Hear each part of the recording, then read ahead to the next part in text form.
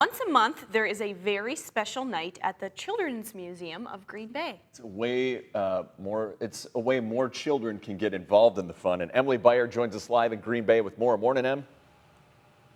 Good morning, Brooke and Fish. Hello, everyone. Yeah, that night, it's the third Thursday of every month, and it's to let other families, maybe you have a child with disabilities or maybe you have a child with autism, but it's to welcome those families down to the Children's Museum of Green Bay and get them involved in some of the activities. And they've definitely geared some of the activities that they have that night, but then also they make sure you're well aware of what they kind of have all going on here. I'm joined by Gina Anderson. Thank you for being with us. Hi. Show us a little bit more and tell us a little bit more about what you guys have done to create that night and made it very special for families. Yeah, so we want to be a museum for all. So we want to have opportunities to make sure every family is able to come to the museum. And this is one of those times. And thanks to Prevea St. Children's Hospital, St. Vincent Children's Hospital, sorry, they can come for free with their families and a therapist even. And we do have many resources available that night.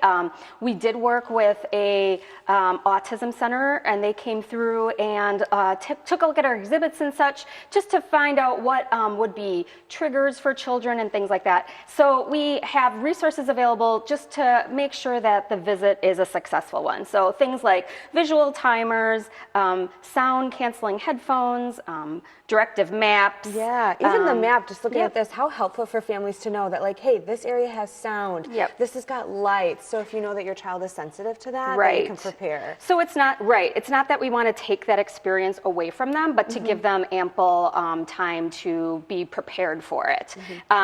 We have a visual schedule, so sometimes it's hard for children to transition from one thing to the next. Oh, sure. So this gives them the know-how ahead of time to be like, we're at the fire station right now, and next we're going to go to the water gallery, so that they know that that's what's coming up.